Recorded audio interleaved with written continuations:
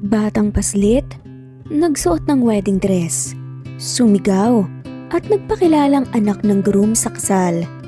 Trabaho niya pala ito, subalit tunay niya palang ama, ang bilyonaryo. Simulan na natin ang kwento. Bago natin simulan ang seremonya, may gusto bang tumutol sa kasalang to? Mahinahong tanong nga ng pare sa lahat. Naging tahimik naman ang loob ng simbahan. Lahat sila ay napapalingon sa isa't isa dahil baka isa na nga sa kanila ay bigla na nga lamang sisigaw at tututol sa kasal. Isa namang batang paslit na nasa 7 taong gulang ang humahangos na pumasok nga sa loob ng simbahan sabay na sumigaw. Ako po! Tutol po ako! Itigil po ang kasalang to! Hinihingal pa nga itong pumasok na para bang galing pa ito sa mahabang takbuhan. Lahat ng atensyon ng mga tao ay nasa kanya napunta. Halo-halong emosyon ang nararamdaman ng lahat. May nagulat, may nagtaka, may gustong matawa at may nainis din. Hindi kasi nila inasahan na isang paslit ang tututol at mas lalong hindi nila inaasahan na nakasuot pa nga ito ng isang maliit na wedding dress na kasyang-kasya sa kanya. Naging 2 na tuloy ang bride sa loob ng isang simbahan. Ang isa ay isang dalaga at ang isa naman ay isang paslit pa. Labis ang pagtataka ng lahat, lalo na ang mga magulang ng ikakasal. Paano't ang isang paslit na katulad niya ay bigla-bigla na nga lamang susulpot sa simbahan at sisigaw nga nang itigil ang kasal? Sa anong dahilan naman? Kung ang iba, halo-halong emosyon, si Anton naman, ang groom ng kasal, ay palihim na nagdiwang ang kanyang puso sa kasiyahan dahil sa kanyang nasaksihan ngayon. Naging mainitin naman ang ulo ni Christine, ang bride ng kasal, dahil sa bata. Masamang tingin tuloy ang ipinukaw niya rito. And who the hell are you? Lumabas ka nga ng simbahan na to? Bata ka. Importante ang araw na to sa akin. Kaya ayaw kong masirang kasal ko nang dahil sa katulad mong batang walang modo. Chupi! Galit na sambit pa nga ni Christine. Napaismid na nga lamang si Lingling at pinag-cross pa nga niya ang kanyang may kaliitang kamay sa kanyang dibdib at pasimpleng inirapan ito. Taksalan! Kasi ayoko pong ikasal yung tatay ko sa inyo. Ang pangit niyo po, mas maganda pa po ang nanay silin ko kaysa sa inyo eh. Sigaw nga ni Lingling, pero kahit ganoon, hindi naman niya nakalimutan ang paggamit ng po. Alam pa rin niyang nakakatanda ang kanyang kausap. Napasinghap naman ang lahat sa kanilang narinig hanggang sa napuno ng samot-saring bulungan ng simbahan nang banggitin ng paslit na tatay niya, ang groom ng kasal. Gulat na gulat nga si Christine na hinarap ang magiging asawa niya na sanang si Anton. Anong pinagsasasabi ng batang to? May anak ka pala? Ngumiti ng malawak si Anton habang napapailing-iling na nga lamang. Hindi niya inaasahang sasabihin niya ng paslit dahil wala naman kasi sa usapan nila yon. Subalit sinakyan na nga lamang niya ang sinabi ni Lingling. Walang pag-alinlangan siyang tumango na para bang confident siya sa nangyayari ngayon at wala rin siyang balak na itago ang pagkatao ng bata sa lahat. Oo, anak ko nga siya. Pag-amin nga nito kaya naman muling napasinghap ang lahat sa gulat pati na nga rin ng 2 pamilya ay nagulat din sa kanilang nalaman. Walang alam ang pamilya ni Anton tungkol kay Lingling kaya laking pagtataka at gulat na nga lamang ang kanilang naramdaman ngayon. Hindi naman makapaniwalang tinakpan ni Christine ang kanyang bibig. Paano? Sa paanong paraan nagkaroon ng anak si Anton? Wala nga itong naging nobya. Taas noon namang naglakad ang paslit na si Lingling sa harap ng altar at hinawakan niya kagad ang kamay ng kanyang ama upang hilain nga ito paalis na ng simbahan. Subalit hinawakan din ni Christine ang isa pang kamay ng binata dahilan upang maghilaan ng 2. Anong ginagawa mo? Saan mo naman siya dadalhin? Hindi pa tapos ang kasal namin. Mataray na tanong nga ni Christine. Nilapitan naman ni Lingling ang kamay nitong nakakapit sa kanyang ama at sapilitan nga niya itong tinanggal. Agad siyang ngumiti ng peke. Kikidnapin ko po yung tatay ko para hindi po siya may kasal sa inyo. Ani nga ng paslit bago hinila nga talaga ang kanyang ama palabas ng simbahan. Nagpatianod na nga lamang si Anton dahil ito naman talaga ang plano, hindi ba? Hindi na nga rin niya nilingon pa ang mga tao at ang kanyang pamilya na tumatawag sa pangalan niya. Ang gusto lang niya ngayon ay hindi matuloy ang kasal nilang dalawa ni Christine. Nang makalayo-layo na nga silang dalawa, sa simbahan ay agad nga binitawan ni Lingling ang kamay ng binata. Agad niyang hinarap ito at inilahad ang kanyang maliit na kamay sa harapan. Bayad niyo po. Wika nga kagad ni Lingling. Natatawa na nga lamang si Anton habang may kinuha siyang pera sa kanyang pitaka at binigay ito sa bata. Kaya nang napagkasunduan nila kahapon, ginulo pa nga muna niya ang buhok ng paslit pagkatapos ay ngumiti nga ng malawak. Thank you Lingling ah. Akala ko hindi ka natutupad sa usapan natin buti na lang talaga. At humabol ka at hindi natuloy ang kasal ko. Masaya at nakangiting sambit ni Anton at nakahinga pang siya ng maluwag na para bang nabunutan ng tinik ang kanyang dibdib. Napabuntong hininga ang paslit. Si nanay po kasi pinapasok pa ako sa kaskweli at umuwi pa po ako sa bahay para isuot po itong wedding dress ko. Buti na lang po at hindi pa po ako nahuli. Basta po yung promise niyo po Huwag niyo pong kakalimutan. Kayo na pong bahala sa babayaran naming ospital kay nanay saka po sa pagpapa-opera na rin po sa kanya. Cute na wika naman ni Lingling habang isilisilid na nga niya sa kanyang bulsa ang perang ibinigay ni Anton bilang bayad sa ginawa nitong panggugulo kanina. Hindi na nga niya binilang pa ang pera dahil malilito lamang siya sa dami. May tiwala naman siya sa binata at alam niyang may isang salita ito. Yumuko si Anton upang pantayan ang mukha ng bata bago niya pinisil ang matambok nitong pisngi. Opo, wag mo nang poproblemahin pa yon dahil tatanda ka talaga nun ng maaga. Ako nang bahala ron. Mamaya ay pupuntahan ko ang nanay mo. At ako na mismong magsasabi sa kanya, okay ba yon? Tanong nga ni Anton. Mabilis naman na tumango-tango si Lingling habang nakangisi ng malawak na halos matatabunan na nga ang mga mata nito. Pero ang tanong ng lahat, paano nga ba napunta sa ganitong sitwasyon ng dalawa? Hindi ba't mag-ama talaga ang mga to? O baka naman isang palabas lang ang lahat upang makatakas si Anton sa sarili nga niyang kasal? Paano nga ba sila napunta sa ganito? Nanay, tignan niyo po, may star po ko kay mamo. Ay, di nang ganda? Napatigil ang 7 taong gulang na si Lingling sa kakasigaw ng paglabas niya sa kanyang classroom. Ay ang ninang ganda niya kaagad ang bumungad sa kanya sa labas at hindi ang inaasahan nga niyang palagi ngang ina na sumusundo sa kanya. Ninang ganda, bakit ba ikaw ang sumundo sa akin? Bakit hindi po si nanay? Inosenteng tanong kagad ng paslit na may halong lungkot nga ang boses.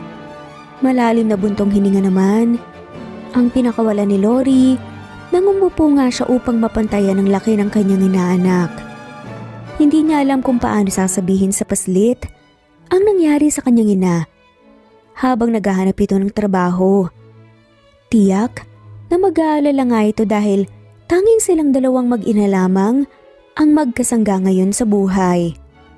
Huwag kang mabibigla sa inaanak. Yung nanay mo kasi biglang hinimitay kakahanap ng trabaho kanina.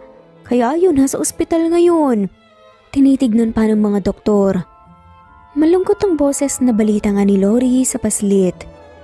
Nabigla at agad namang nagunahang lumandas ang mga luha sa mukha ng paslit kaya hindi magkamayaw si Lori. Napawiin nga ang mga to at patahanin nga si Lingling. Nasa ospital po si nanay?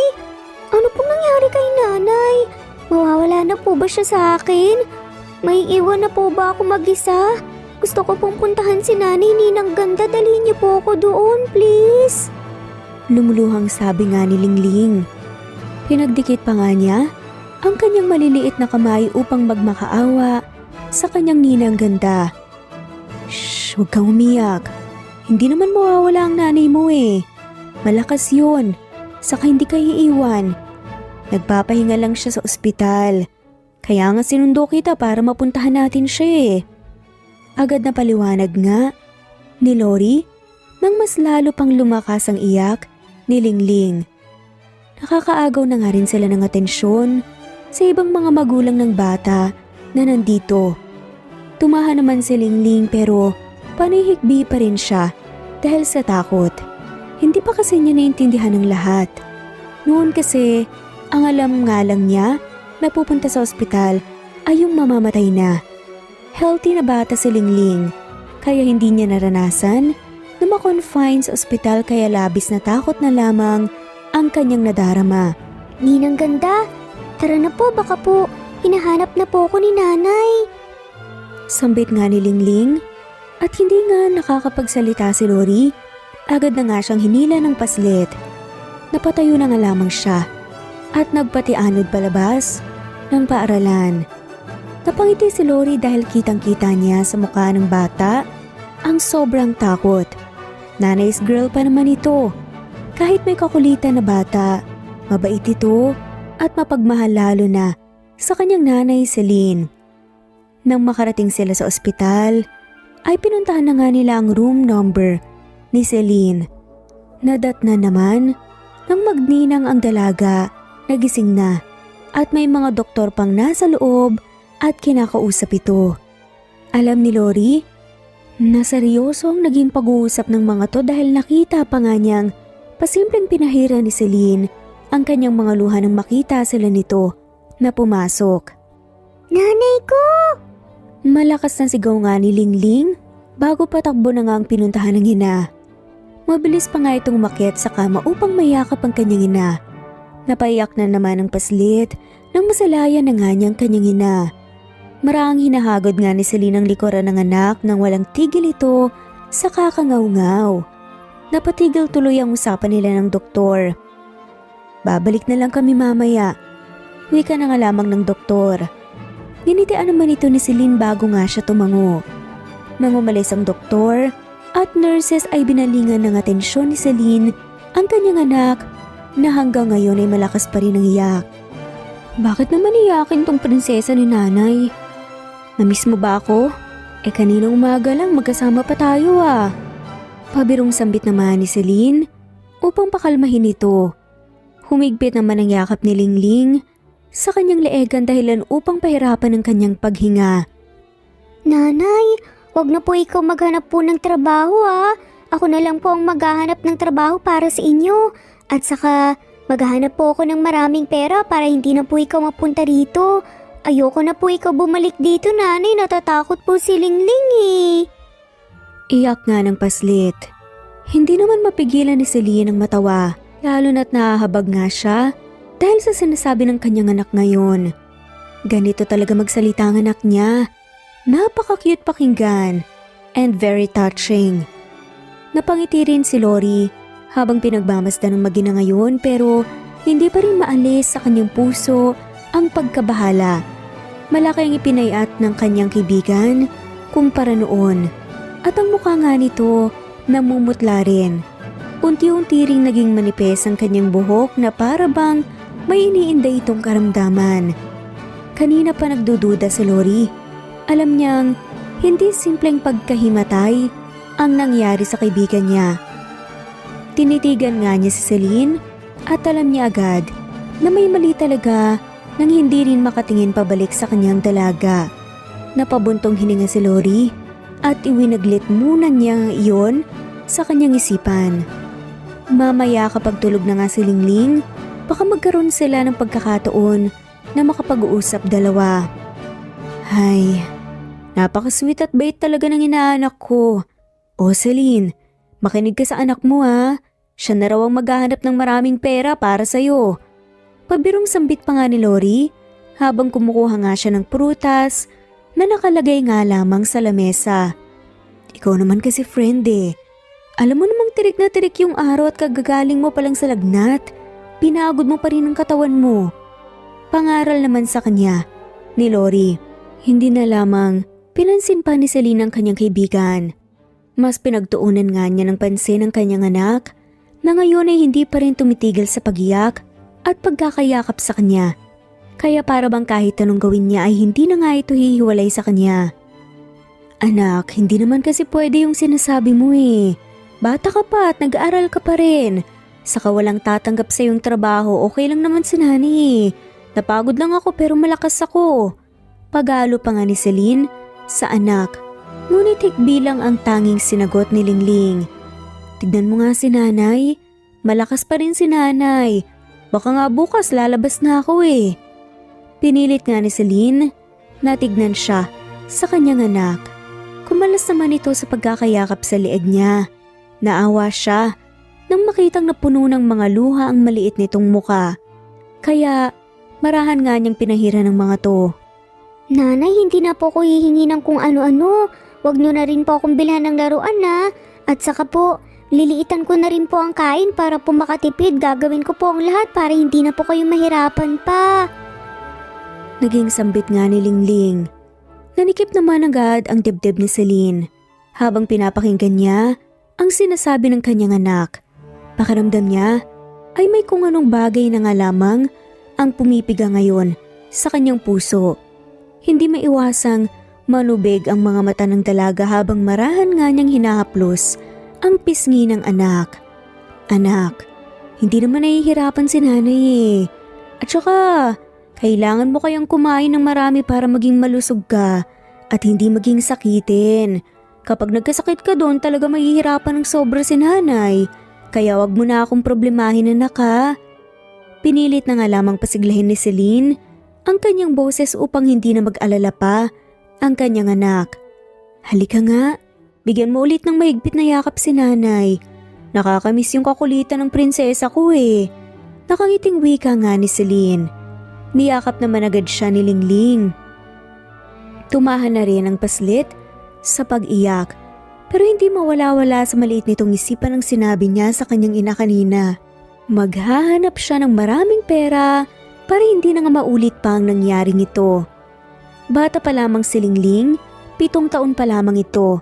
Wala pa siyang alam kung anong kailangan para makahanap ng trabaho pero desidido siyang tulungan ng ina upang hindi na nga ito mahirapan pa.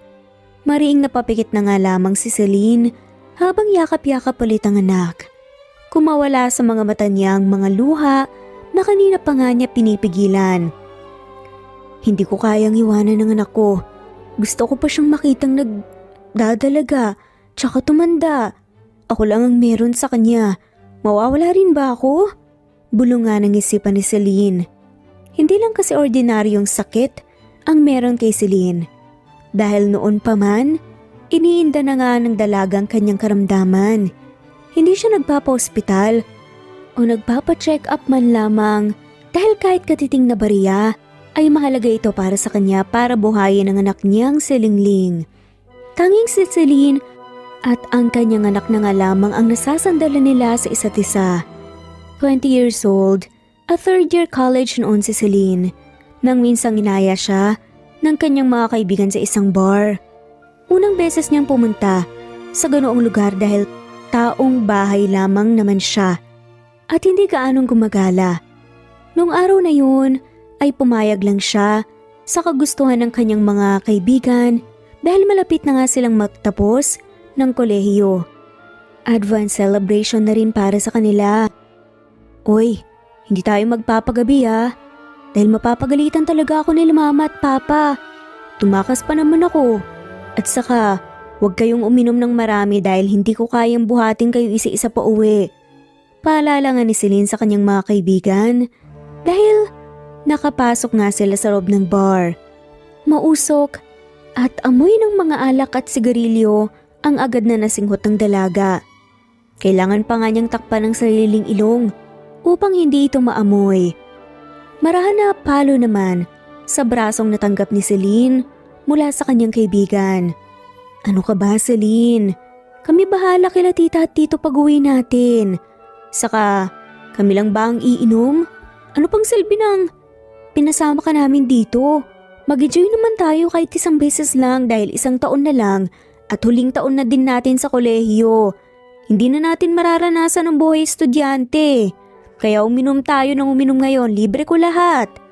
Sigaw pa nga ng kanyang kaibigan at masayang umupo na nga sa bakanteng table. Kailangan nilang sumigaw upang magkarinigan dahil malakas ang tunog ng musika. Napakamot na nga lamang si Celine sa kanyang ulo dahil hindi niya alam kung bakit ba siya pumayag sa pangungulit ng mga to sa kanya. Nagumpisa na nga ang kanilang inuman. Maraming mga alak ang nakalatag sa kanilang lamesa. Hindi ito ang unang beses na umiinom si Celine pero ito ang unang beses na malalasing siyang ganito. Halos 3 oras din ang itinagal nila sa loob ng bar. Lahat sila, pati na nga si Celine, ay nawawala na nga sa katinuan. Nagsasayaw sila sa gitna at umiinom pa rin na para bang wala nang bukas. Subalit ang nagising si Celine kinaumagahan, hindi nga siya makapaniwala sa kanyang nasaksihan. Ubot-hubad lang naman siya at sa gilid nga niya ay may kasama siyang isang gwapong lalaki na hindi nga niya kilala. Hindi niya matandaan kung anong nangyayari at paanong humantong siya sa ganoon. Ang naalala lang niya ay umiinom nga sila at nagsasaya. Labis ang kaba na kinatakot na naradarama nga ni Celine. Nang mga oras na yun, hindi niya alam ang gagawin. Pinagsisihan pa nga niya na sumama nga siya sa kanyang mga kaibigan na makipag-inuman.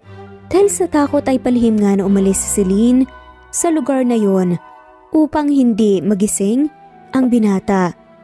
Kapag nagkataon na mangyari yun, hindi nga niya alam ang gagawin.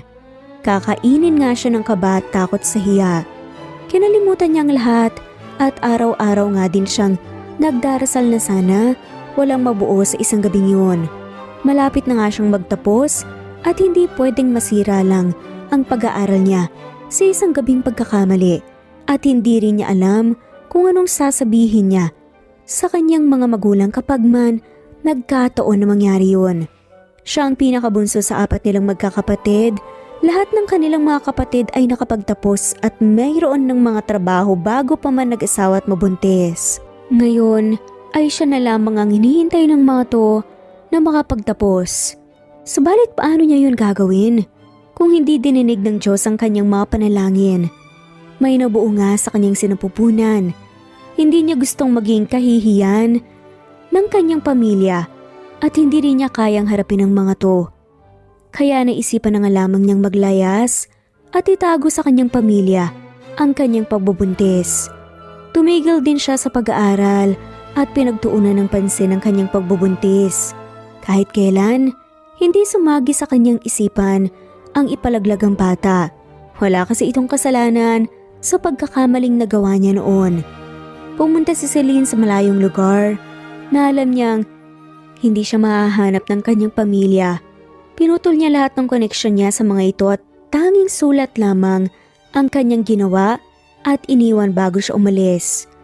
Naghirap si Celine, lalo na ngayon na mag-isa na nga lamang siya sa buhay.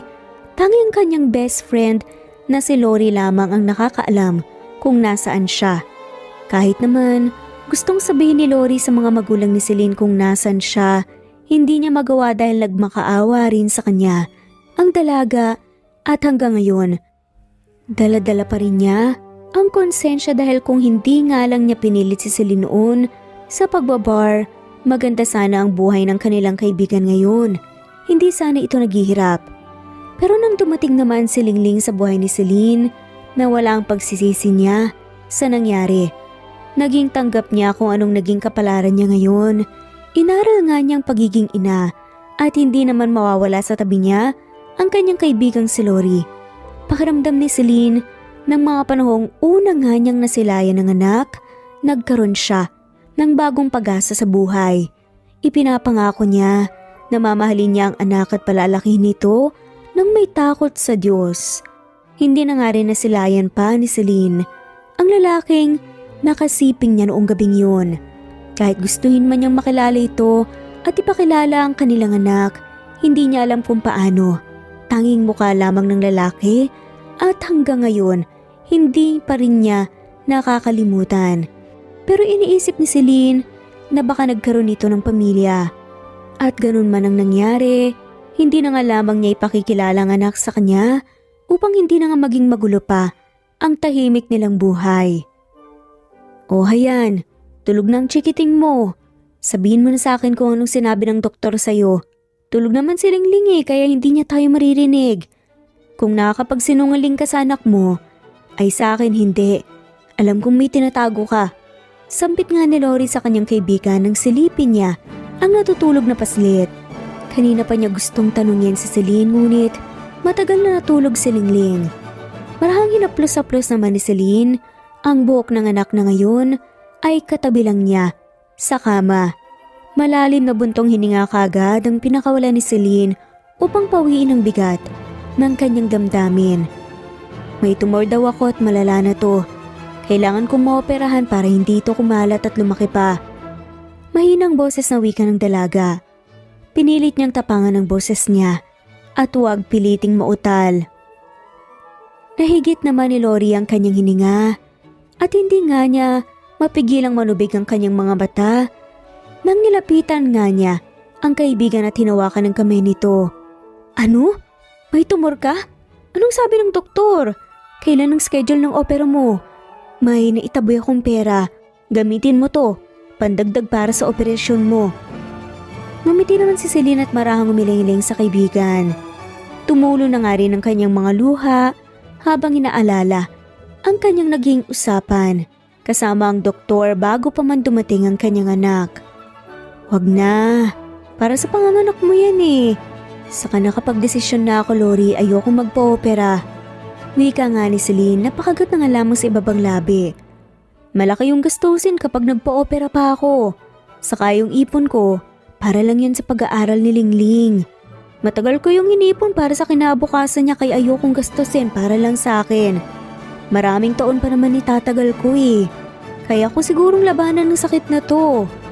Umiiyak na wika na nga lamang ni Celine.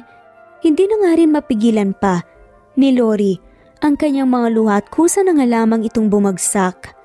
Mahigpit na hinawakan ni Celine ang kamay ng kanyang kaibigan at ngumiti rin ito ng pilit. Kapag mawala ako ikaw nang bahala sa anak ko. Ikaw nang bahala kay Lingling, ipakilala mo siya sa lolo't lola niya para sa akin. At saka ikaw na rin ang tumayong ina niya kapag wala na ako. Mas mapapanatag ako kapag ikaw ang mapag-iiwanan ko sa anak ko. Umiiyak na umiling nga si Lori at tanging mahigpit na yakap lamang ang isinagot niya sa kaibigan at hindi niya alam ang sasabihin dahil pakiramdam niya ay nagpapaalam na nga ito sa kanya ngayon. Huwag mong sasabihin yan. Makakasama mo pa ng matagal ang anak mo. May awa ang Diyos, hindi kanya pababayaan. Manalig lang tayo, Celine. Saka, hanap ako ng paraan para maoperahan ka. Utang ako sa bangko kung kinakailangan para sa'yo. Sad pa nga nito. Ngumiti si Celine at niyakap nga niya pabalik. Ang kaibigan ng impit nga itong humihikbi sa kanyang balikat dahil baka magising sila.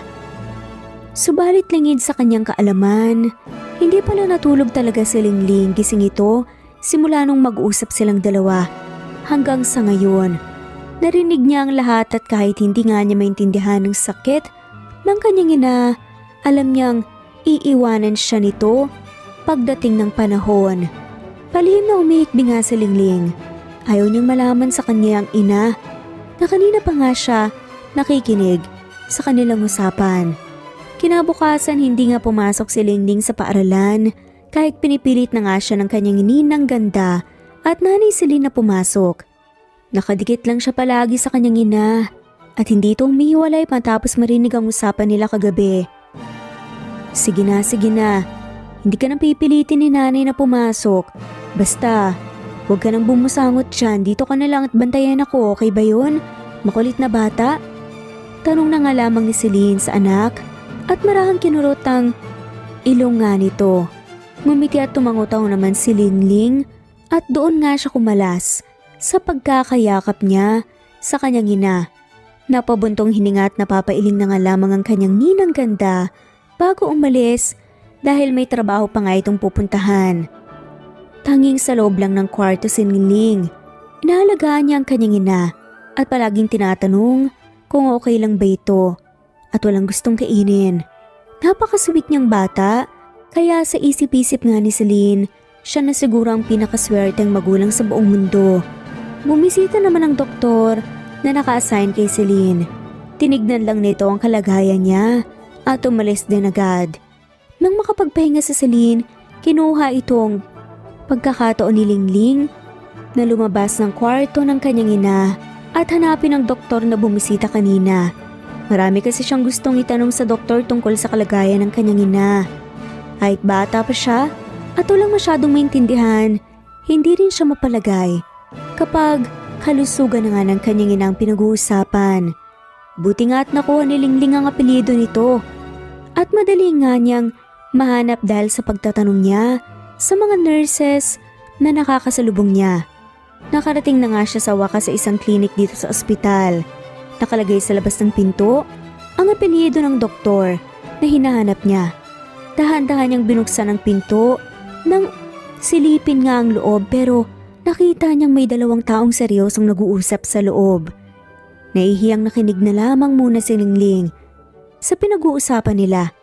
Dahil turo kasi ng kanyang ina ay huwag sisingit sa usapan ng mga nakatatanda, kailangan ay hintayin silang matapos. Ikakasal ka na bukas, Anton, pero nandito ka pa rin at tumatambay sa ospital? Hindi ba dapat nagpapahinga ka na ngayon at pinaghahandaan ang kasal mo? Reklamo nga ng doktor na nakaupo sa kanyang swivel chair at nakaharap sa kanyang computer. Marahas na napabuga naman ang hangin sa Anton na kanina pa nga pabalik-balik ng lakad sa loob halatang problemado. I really don't want this arranged marriage, dude. Tulungan mo naman akong hindi matuloy ang kasal ko bukas. Seryosong saad nga nito. Napaangat naman ang tingin ng doktor dahil sa sinabi ng binata. Tinaasan pa nga siya nito ng kilay. Ano namang may tutulong ko sa'yo? Sasabihin ko ba kila tita at tito na gusto natin ang isa't isa kaya hindi pwedeng matuloy ang kasal mo? O baka naman gusto mong ako yung sumigaw ng itigil ang kasal sa mismong kasal mo? Pabirong wika pa nga nito at napapailing bago ibinalik nga muli ang atensyon sa kanyang computer at pinag-aaralan ng mga records ng kanyang mga pasyente. Marahas na napabuga naman ng hangin sa Anton. Lukot-lukot ang kanyang mukha at parang pasan niya lahat ng problema sa mundo dahil sa itsura nga niya ngayon. Anong gagawin ko? Should I hire someone to do that? May kilala ka bang babae na nangangailangan ng trabaho? Tell me, magbabayad ako ng malaki basta may dahilan lang para hindi matuloy ang kasal namin bukas. Sambit nga ni Anton na talaga namang desidido nga siyang hindi maikasal. Are you for real, Anton? Saan ka naman makakahanap ng babaeng gagawin yan para sa'yo? Why not marry Christine? Maganda naman siya. Sexy at galing sa mayamang angkan. At isa pa, marami akong pasyente ngayon kaya wag mo akong istorbohin. Sambit nga nito. Alam mo naman kung bakit ayokong ikasal, di ba? Hinahanap ko pa rin siya. Dahil matapos may mangyari sa amin nung gabing yun, hindi na nga siya maalis sa isip ko. Paano kung may nabuo pala kami? E di daddy na ako ngayon? Sambit nga ni Anton at hindi nga niya maiwasang mapangiti habang ini-imagine na nga niyang may tumatawag sa kanyang daddy ngayon. Hindi na siya makapaghintay pa na magkatotoo yun. Napapailing-iling na nga lamang ang doktor dahil sa pinagsasasabi ng binata. E paano kung walang nabuo? Paano kung naikasal na siya sa iba at nagkapamilya na? E di, nga ka ngayon. Rest back naman ito, kaya napaupo na nga lamang si Anton sa sofa. Naisip din niya yun, matagal na. Pero may pamilya man o wala ay gusto nga rin niyang makita ulit ang babaeng laman ng kanyang puso ngayon. Ipinangako niya sa kanyang sarili na hindi nga siya magpapakasal at papasok sa isang relasyon kung hindi itong babaeng nakalala niya sa isang bar. Sa isang banda naman ay nakasilip pa rin si Lingling sa maliit na awang ng pinto ng klinik. Hinihintay na matapos ang usapan nila at narinig nga niyang lahat ng pinag-uusapan ng dalawa. Hindi mapigilan ni Lingling ang kausapin ng kanyang sarili. Trabaho? Ito ba ang hinahanap ni nanay? pwede siguro ako roon. At saka sabi niya, magbabayad naman daw siya ng malaki. Pwede na to, matutulungan ko si nanay dito. Hindi na siya mahihirapan pa at saka gusto ko rin siyang maoperahan kaagad. Halos mapatalon nga sa saya si Lingling dahil nga sa naisip nga niyang plano. Hindi na nga niya hinintay pa na matapos ang usapan ng dalawa at walang sabi-sabing pumasok na nga siya sa loob ng klinik. Nagulat pa nga ang dalawa nang mapatingin nga sila sa paslit na ngayon, malawak na nga ngiting nakapaskil sa kanyang labi. "Hello po!"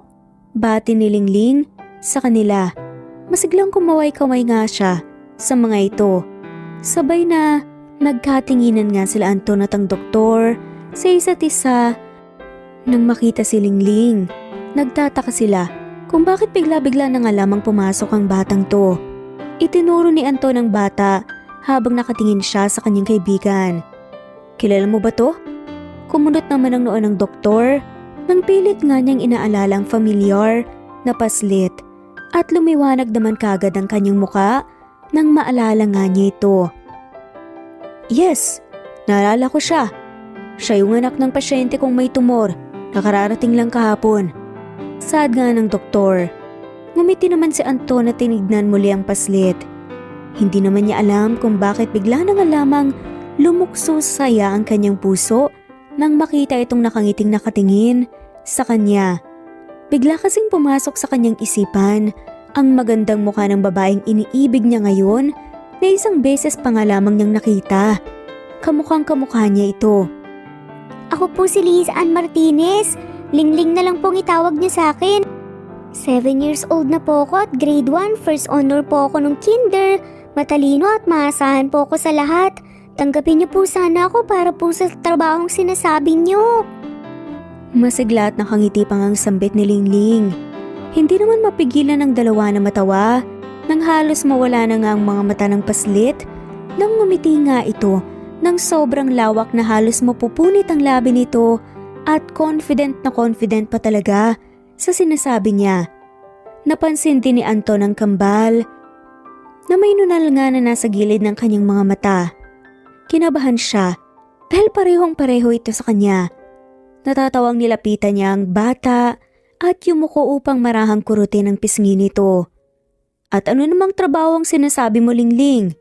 Tanong nga ni Anton habang hindi pa rin inaalis ang kanyang kamay sa pagkakurot nga ng pisngi nito. Hindi po ba naghahanap po kayo ng taong magpapatigil po sa kasal niyo bukas? Ako na lang po ang kunin niyo, malakas po akong sumigaw, tignan niyo po. Itigil. Inosenteng sambit ni Lingling at nagbigay pa nga ito ng simple ng kanyang sigaw. Napaawang ang labi ni Anton at ilang segundo lang ay napuno ng malakas na tawanan ng loob ng klinik. Hindi rin napigilan ng doktor ang kanyang tawa dahil hindi nga niya ma-imagine ang batang kaharap nila ay ganun ang gagawin bukas. "Alam mo ba kung anong kasal?" Tanong pa nga ni Anton habang nangingiti-ngiti nga. Agad namang tumango si Lingling. Opo, kahit naman po bata po ko ay alam ko na po ang ibig sabihin yan. Ang turo po sa akin ni nanay ay ginagawa daw po yan ng dalawang tao kapag sigurado at mahal nila ang isa't isa. Pero sa lagay niyo po, alam ko pong hindi niyo po mahal yung mapapangasawa niyo at napilitan lang po kayo. Wala naman po kasing tao ang gagawa ng paraan para hindi maikasal kung mahal niyo po talaga ang pakakasalan niyo, di ba? Mahabang paliwanag pa nga ni Lingling na siyang ikinamanghanga ng dalawang nakikinig. Bata pa nga ito pero malawak na nga ang kanyang pag-unawa sa lahat. Hinawakan ni Lingling ang kamay ni Anton at marahan itong iwinigayway habang nagpapakyut pa nga ito. Sige na po, sir. Ako na pong kunin niyo. Promise po, gagalingan ko po talaga sa trabaho. Hindi po matutuloy ang kasal niyo. Sige na po. Kailangan ko lang po talaga ng pera. Hindi naman malaman ni Anton ang gagawin. Napakamot pa nga siya ng kanyang batok nang mapaupo nga siya upang mapantayan ang laki ni Lingling. Hindi niya rin mahindian ang bata dahil sa pagmamakaawa nga nito sa kanya ngayon. Kung gagawin mo naman yan bukas, hindi ako paniniwalaan ng lahat. Tatawanan ka pa nila dahil bata ka pa. Mahinang wika nga ni Anton at na-imagine na nga niya kung anong mangyayari bukas kung si Lingling ang kukunin niya para patigilin nga ang kasal niya. Alam niyang hindi magiging successful ang pagpapatigil sa kasal. Maniniwala po sila sa akin, sir. Si Lingling na po bahala dun. Basta ako lang po talaga ang kunin nyo, please po. Kailangan ko po kasi ng malaking pera para po hindi na po maghanap si nanay ng trabaho at saka po kailangan operahan ni nanay. Wala na po akong tatay. Kawawa naman po si nanay. Hindi ko po alam kung ano pong tumor pero alam ko po yung delikado na yun. Sige na po, please. Pagmamakawa nga muli ni Lingling. Marahang tumikim naman ang doktor na kanina pa nga nakikinig upang agawin nga ang kanilang atensyon. Anton, why not try it? Baka ang batang to na talaga ang makakapagpatigil ng kasal mo bukas. Tsaka hindi ka ba naaawa? She's too cute. Wika pa nga ng doktor at nilapitan din niya si Lingling upang kurutin ang pisngi nito. Napabuntong hininga naman si Anton at tinignan nga niya ang paslit na nagpuppy eyes pa talaga. Hindi na nga nakayanan pa ni Anton at tumango na nga lamang siya. Fine. Ikaw na lang ang kukunin ko since wala na akong oras na maghanap pa ng iba. Galingan mo bukas dahil nakasalalay sa iyo ang kasal ko. Mabilis naman na niyakap ni Lingling ang binata dahil nga sa sobrang kasiyahan. Nabigla at nanigas pa nga ang katawan ni Anton dahil dito. Hindi niya inaasahan yun. Pakiramdam niya ay nasa paraiso nga siya habang yakap-yakap mang paslit. Magaan ang kanyang pakiramdam na parabang nakasakay nga siya sa ulap at idinuduyan nga siya rito. Pumikit siya at niyakap din pabalik si Lingling. Salamat po, sir. Huwag po kayong mag-alala, sisiguraduhin ko pong hindi matutuloy ang kasal nyo. Ani pa nga ni Lingling nang kumalas na nga siya sa yakapan. Ngumiti lang naman ng matamis si Anton bago niya ginulo ang buhok ng bata. Muling napatingin sa Anton sa nunal ni Lingling na nasa ilalim nga ng mata nito at kumabog nga muli ng malakas ang kanyang puso. Sa hindi malamang dahilan, hindi lamang niya iyon pinansin. Dapat lang dahil mahal yung bayad ko sa'yo. Kapag successful ang mangyayari bukas ay ako na ang bahala sa babayaran niyo sa ospital. Pati na rin sa pagpa-opera ng nanay mo. Biglang nanlaki naman ang maliit na mga mata ni Lingling dahil sa kanyang narinig. Talaga po? Naku, maraming salamat po talaga. Sobrang bait niyo po talaga. Pagpalain po nawa kayo ng Diyos.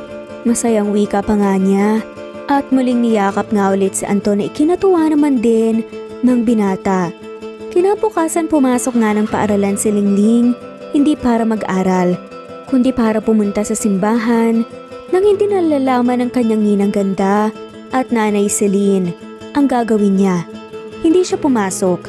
Pumunta siya sa bahay nila at doon nga hinanap ang isang little wedding dress na ginamit pa nga niya kamakailan lang dahil naging little bride nga siya sa kasal ng kanyang ninang ganda. Magagamit ko rin pala ito ulit. Buti na lang talaga tinago ni nanay. Umahagik-gik pa nga na sambit nito. At isinuot na nga niya ito bago nga siya nagsimulang maglakad na pupunta na nga sa simbahan kung saan doon gaganapin ang kasal.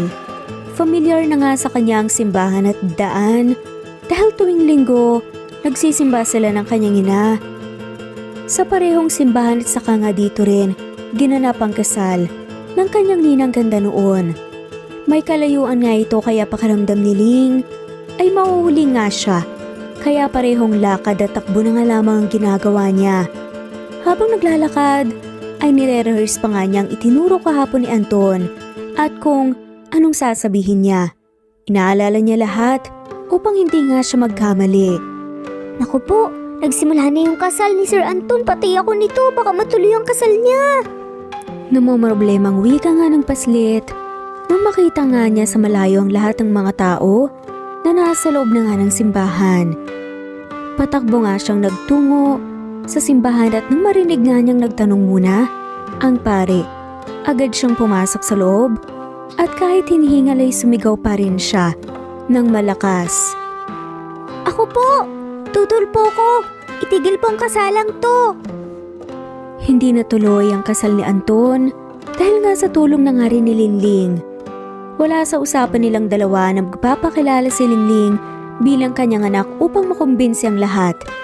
Nagulat na nga lamang din siya nang sabihin ito bigla ni Lingling sa simbahan Mukha na bang kumbinsido ang lahat kaya nga siya nakatakas sa mismong kasal niya. Noong gabing hindi pa araw ng kasal ni Anton, kinakabahan nga talaga ang binata at halos hindi nga siya makatulog dahil sa kakaisip na paano kung matuloy ang kanyang kasal. Paano kung hindi tumupad sa usapan ng paslit? Pero nagpapasalamat nga siya sa lahat ng santo dahil kahit last minute na ay dumating pa rin ang paslit.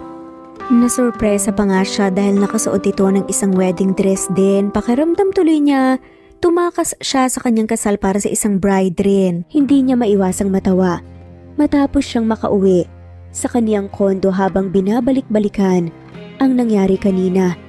Hindi niya inaasahan na ganoon ang mangyari at hindi niya rin inaasahan na ganoon katalino ang kinuha niyang bata. Maraming rason at maraming beses nang nagdahilan si Anton sa kaniyang mga magulang para hindi matuloy ang kaniyang kasal.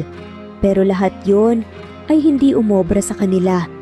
Ipinagpipilitan pa rin siya dahil nga tumatanda na ito at hanggang ngayon ay hindi pa rin nagkakanobya. Ngayon ay makakahinga na siya ng maluwag dahil alam naman niyang tapos na ang kaniyang problema. Matapos nga ang ginawang trabaho ni Lingling ay pumasok siya ng paaralan upang mag-aaral. Sinundo ulit siya ng kanyang ninang ganda ng sumapit ang hapon. Nanay! Masaya at masiglang sigaw ni Lingling nang makapasok ito sa loob ng hospital room ng kaniyang ima.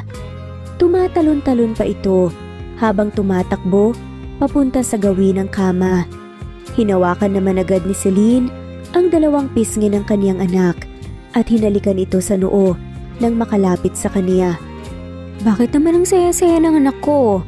May nangyari bang maganda sa eskwelahan? Nakangiting tanong ni Celine. Wala naman po, nanay. Masaya lang po ako dahil naoperahan na po kayo. Sambit nga ni Lingling na parehong ikinakunot nga ng noo ng kanyang ninang, ganda at ng kanyang nanay. Anak, paano mo nalaman na naoperahan ako? Gulat nga na tanong nga ng dalaga. Wala nga sana siyang balak na sabihin sa anak dahil ayaw nga nitong mag-alala. Bumuntong hininga naman si Lingling at tumupo sa kama. Nanay, narinig ko po kayong nag-uusap ni Ninang Ganda kagabi. Narinig ko po na may sakit po kayong tumor. Nangingilig nga ang luha ni Cecil na tinignan ng kanyang anak. Pinahira naman kagad ni Lingling ang mga luha ng kanyang ina gamit ang kaliitan niyang kamay. Nanay ko, wag na po kayong umiyak. Wag niyo na rin pong problemahin yung perang pagpa-opera niyo po. Ginawan ko na po ng paraan, gagaling na po kayo. Superhero po kaya kayo sa buhay ko. Ngiting sabi pa nga ni Lingling na siyang ipinagtaka nga rin ng kanyang ninang at nanay. Lumapit nga sa kanya ang nagtatakang ninang ganda niya upang magtanong, "Anong ibig mong sabihin na anak?" Kusa ka na lamang napakamot si Lingling sa kanyang ulo nang hindi nga niya alam ang sasabihin sa dalawa. Anong sasabihin ko kay nanay at Ninang Ganda? Baka magalit sila sa akin kapag sinabi kong umabsent ako ng kalahating araw sa eskwela para manggulo sa kasal ni Sir Anton, kapalit ng pera. Pero yun naman talaga ang trabaho ko eh. Ay, hindi ko na tuloy alam ang gagawin. Wika nga sa isipan ni Lingling. Marahang hinawakan naman ni Celine ang kamay ng anak at may pagtataka nga ang muka na tinignan nito. Anak ko, may hindi ka ba sinasabi kay nanay? Ano tong sinasabi mo na? Maoperahan na ako. Alam mo, hindi kita tinuruan na magtago ng sekreto sa akin. Mahinahong wika ni Celine sa anak. Bilang ina ay ramdam niyang may hindi sinasabi sa kaniya ang kaniyang anak. Kaya mahinahon niya itong tinanong upang hindi mabigla. Malawak ng ngiti lang ang ibinigay ni Lingling sa kaniya na halos mawawala na ang mga mata nito. Eh kasi po nanay, may trabaho po akong pinasukan kanina. Sabi po ni Sir Anton na siya na raw po ang bahala sa hospital bill niyo at saka pagpo-opera po sa inyo. Ito nga po, binigyan niya po ako ng maraming pera. Wika nga ni Lingling bago nga niya nilabas ang mga perang nasa bag niya. Nabigla at nanlaki naman sa gulat ang mga mata ni Lori at Celine dahil sa maraming pera na nakita nilang inilabas ni Lingling. Anak, bakit ka maraming pera? At ano yung sinasabi mong trabaho? Sabihin mo sa akin. Hindi mapigilan nga ni Celine na tumaas ang kanyang boses dahil sa gulat. Pero kinontrol pa rin niya ang kanyang boses upang hindi matakot ang anak. Inaanak ano to? At saka sino tong si Sir Anton? Kilala ba namin siya ng nanay mo? Paano at saan mo siya nakilala? Anong trabahong binigay sa'yo? Magsabi ka naman ng sa amin ng totoo ng nanay mo. Hysterical nga. At pautal-utal nga ang boses na tanong nga rin ni Lori. Inosente naman na palipat-lipat ang tingin ni Lingling sa dalawa. Hindi niya alam kung bakit ganito na lamang ang reaksyon ng kanyang nanay at ninang Ganda. Sa isip-isip niya ay wala naman siyang ginawang masama at saka naghahanap lang siya ng trabaho. Ngunit sa isip ni Celine at Lori ay baka may nag-take advantage na sa murang kaisipan ni Lingling. Baka may pinagawa ang mga ito sa kanya na hindi tama kaya binigyan ng maraming pera. Anak, tignan mo si nanay. Hindi galit si nanay. Tinatanong lang namin ni ninang mo kung anong trabahong sinasabi mo. Kinakabahan nga ito dahil baka kung ano nang ang trabaho ang pinagawa sa anak. Mahinahon na ngayon ang boses na tanong ni Celine nang makita niyang papaiyak na ang kaniyang anak. Ngumiti pa siya rito, pati na si Lori upang hindi matakot. Sabihin ang totoo. Sasagot na sana si Lingling, ngunit hindi ito natuloy nang may biglang pumasok sa loob ng silid. Sabay pa ang tatlo na napalingon sa taong pumasok. Nang masilayan naman ni Celine ang mukha ng lalaking pumasok, ay pakiramdam niya ay sandaling tumigil ang tibok ng kaniyang puso. Unti-unti ring nanlaki sa gulat ang kaniyang mga mata at napaawang din ang kaniyang labi sa hindi niya inaasahang bisita. Napako naman sa kinatatayuan si Anton. Nang pagpasok niya ay ang mukha agad ni Celine, napadako ang kaniyang tingin. Bumilis ang tibok ng kaniyang puso. Hindi niya inaasahan na ang ina pala ni Lingling ay ang babaeng matagal na niyang gustong makita ulit. Biglang itinuro ni Lingling si Anton bago nagsalita na kanguso na ngayon. Sabay sabi nga nito, Nanggulo po ako sa kasal niya, nanay. Yun po yung trabaho ko. Hindi naman nakapagsalita si Celine, lalo na si Lori. Mas lalong nadagdagan ang bilis ng tibok ng puso ni Anton nang mapatingin siya kay Lingling. Sa mga oras na ito ay hindi alam ni Anton kung anong uunahin niyang gawin. Ang magpapakilala ba sa kaniyang sarili? Ang hihingi ba ng tawad sa nangyari noon? At ngayon dahil sinali niya ang paslit sa gulo? O ang itanong kung may koneksyon ba siya sa bata? Gulong-gulo ang isip ni Anton. Nakalimutan na nga siguro niya ang huminga sa mga oras na ito. Excuse me sir, ano pong ginagawa niyo dito? At saka, sorry dahil dinamay ka pa ng inaanak ko Awkward na tawa ni Lori upang pag-aani ng tensyon sa loob ng silid. Doon lang bumalik sa realidad ang isip ni Anton at Celine. Agad na napaiwas nang tingin si Celine at ibinaling ito sa bintana. Napansin naman ni Lori ang pag-iwas ng kaniyang kaibigan kaya kumunot agad ang noo nito. Tumikhim naman si Anton at malawak na ngayong ngumiti sa kanila. Hindi niya mapigilang ang pag-angat ng kaniyang labi dahil matagal din niyang hinintay ang araw na ito. Naglakad siya tungo sa gawin nila at ibinigay kay Lori ang prutas na kaniyang dala. I'm sorry. Totoo yung sinabi ni Lingling. Binayaran ko siya para manggulo sa kasal ko, para hindi ito matuloy. Pag-amin nga ni Anton. Napanganga naman si Lori. Pati si Celine ay nabalik din ang tingin niya sa binata dahil hindi nga nagbibiro si Lingling sa mga sinasabi nito kanina. Binalingan naman ang tingin ni Anton ng dalaga at ngumiti rito nang matamis na parang nagagalak siyang magkita ulit silang dalawa matapos ang ilang taon. Hi! Nagkita rin tayo ulit sa wakas, ani ni Anton. Hindi naman makapagsalita si Celine. Kinakabahan siya dahil kahit kailan ay hindi niya inisip na magkikita pa silang dalawa matapos ang nangyari. Palipat-lipat naman ang tingin ni Lori at Lingling sa dalawa ng magkatitigan ang mga ito ng ilang segundo na para bang sila lang ang tao sa loob ng silid. Sir Anton, kilala niyo po ang nanay ko?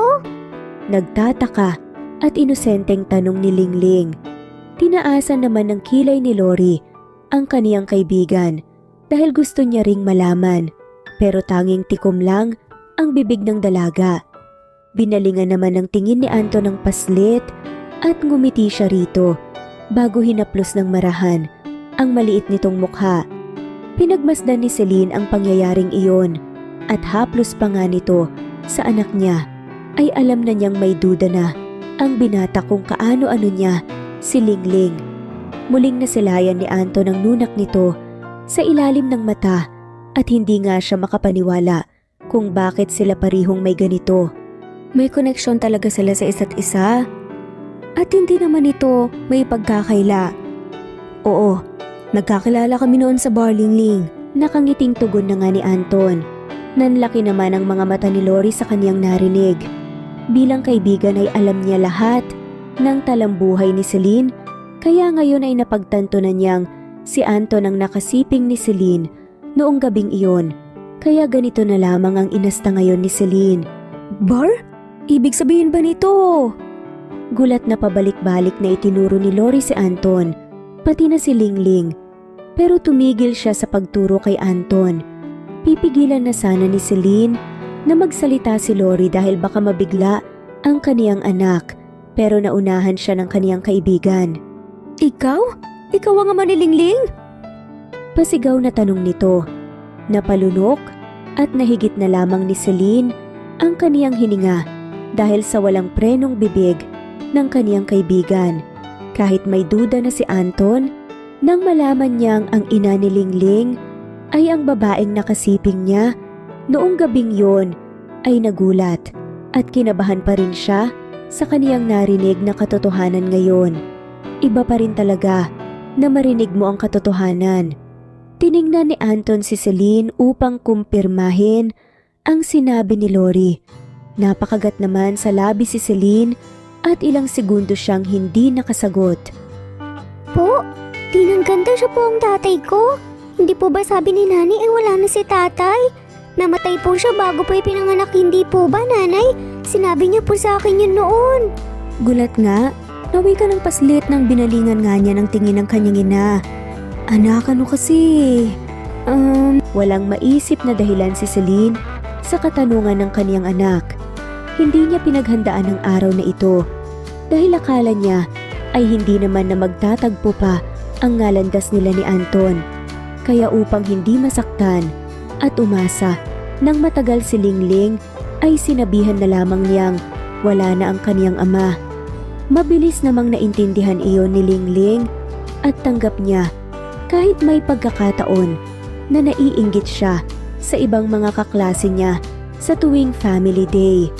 Nasilayan naman ni Anton kung paano nahirapan si Celine sa kaniyang sasabihin at ang kaniyang anak na ngayon ay nanunubig na ang mga mata dahil sa luha habang naghihintay sa isasagot ng kaniyang ina.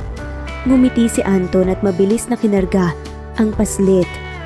Lingling anak, hindi naman nawala si tatay May kasalanan kasi ako sa nanay mo. Dahil pumunta ako sa malayo kaya nagalit siya sa akin at sinabi yun sa'yo. Si Anton na ang nagpaliwanag. Kahit kasinungalingan ito, ay iyon lang ang tanging alam niyang sabihin. Hindi maiintindihan ni Lingling kapag sinabi niya ang totoo. Maguguluhan lang ang paslit. Nasa malayo lang po kayo katulad po ng tatay ni Cassie. Nasa malayo din po kasi ang tatay niya dahil naghahanap ng pera para po sa kanila ng nanay niya. Ganun din po ba kayo? Naghahanap po ng pera para po sa amin, hindi po talaga kayo na kay Papa God? Tanong ni Lingling. Ngumiti naman si Anton at tumango sa kaniyang anak bago pinahira ng luhang tumulo sa mga mata nito. Naluha na rin si Celine sa pangyayari ngayon sa kaniyang harapan, lalo na nang biglang umiyak ng malakas ang paslit habang yakap-yakap ngayon ang leeg ni Anton. Niyakap naman ng mahigpit ng binata ang kaniyang anak at napapikit pa siya nang mapaluha siya sa saya. Tama nga ang pakiramdam niya noon. May nabuo sa gabing iyon at hindi niya aakalain na ang paslit na tumulong upang hindi siya maikasal ay kaniya palang tunay na anak. Nanay, alam niyo po ba malakas po yung sigaw ko sa kasal ni tatay kanina? Saka po ang daming tao ang nakatingin po sa akin. Nakakakaba po pala tatay. Bakit po pala kayo kakasal? Akala ko po ba mahal niyo po si nanay? Tanong ni Lingling habang karga-karga pa rin siya ng kaniyang ama ngayon. Kanina pa siya nagpapakarga at hindi humihiwalay sa kaniyang ama. Hindi naman nagrereklamo si Anton dahil nga gusto rin naman niya ito at hanggang ngayon ay hindi pa rin siya makapaniwala. Masayang masaya ang kaniyang puso. Kaya siguro ay noong unang kita pa lamang niya kay Lingling ay magaan na ang kaniyang loob at mabilis din siyang napalapit dito. Nagkatinginan naman si Celine at Anton, subalit mabilis na umiwas ng tingin ng dalaga. Hindi niya maipaliwanag ang hiya at pagkailang na nararamdaman niya ngayon. Ito ang ikalawang pagkakataon niyang masilayan muli ang lalaki at hindi nga siya mapakali sa tuwing nag-aabot ang kanilang mga tinginan. Kumakabog ng malakas ang kaniyang puso na parang lalabas na ito sa katawan niya.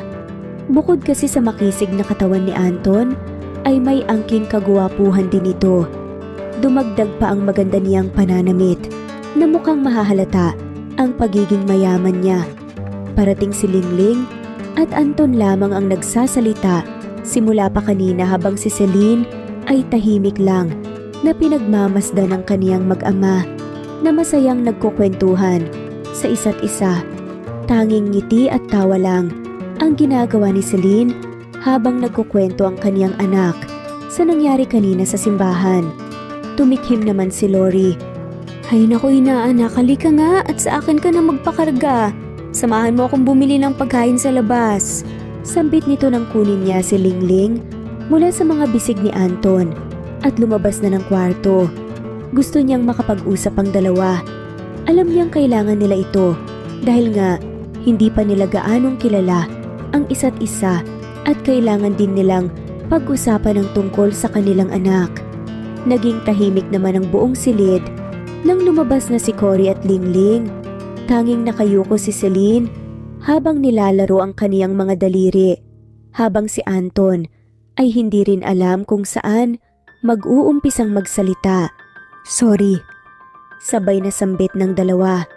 Muli na naman silang nagkatitigan ng ilang segundo at sabay nga silang napangiti. Ikaw na ang mauna. Wika ni Anton na ngayon ay nakaupo sa upuang nasa gilid lang ng kama. Matiim siyang nakatitig kay Celine na para bang inaaral niya ang buong mukha nito na siya namang ikinailang ng dalaga. Huminga ng malalim si Celine bago nagsalita. Sorry dahil ngayon mo lang nakilala si Lingling at sa ganitong sitwasyon pa. Hindi ko naman gustong huwag siyang ipakilala sa iyo eh. Sadyang hindi ko lang talaga alam kung paano dahil hindi naman kita kilala. Mahinang sambit nga ni Celine at umiwas nga ng tingin. Nanikip naman ang dibdib niya nang bigla na nga lamang hawakan ni Anton ang kanyang kamay habang titig na titig pa rin ito sa kanya. I'm really sorry also. Wala ako sa tabi mo noon para maalagaan si Lingling. And I am very grateful dahil binuhay mo ang anak natin and you raised her like a good child kahit mag-isa ka lang. Sorry sa nangyari noon, I was just drunk but promise. Ibibigay ko sa iyo ang lahat. I do everything to make you happy, wika ni Anton. Nasilayan naman ni Celine ang senseridad sa mga mata nito at hindi niya mapigilan ang sariling puso na magwala dahil habang sinasambit niya, yun ay nakahawak pa rin ito sa kaniyang kamay.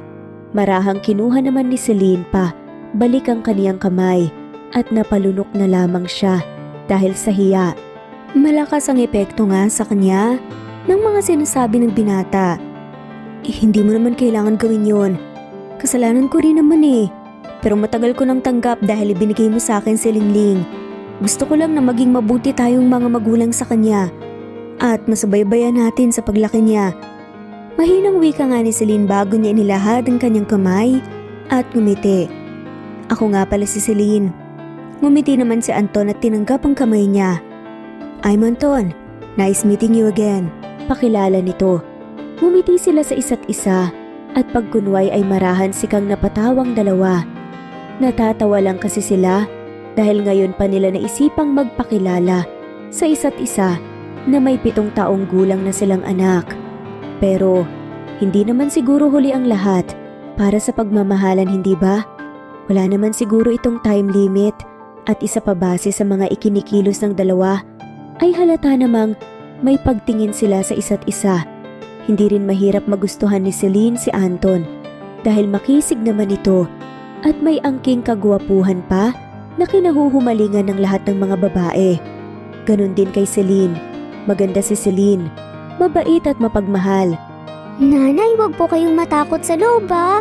Nandito lang po kami ni tatay at ninang ganda na maghihintay po sa labas nyo.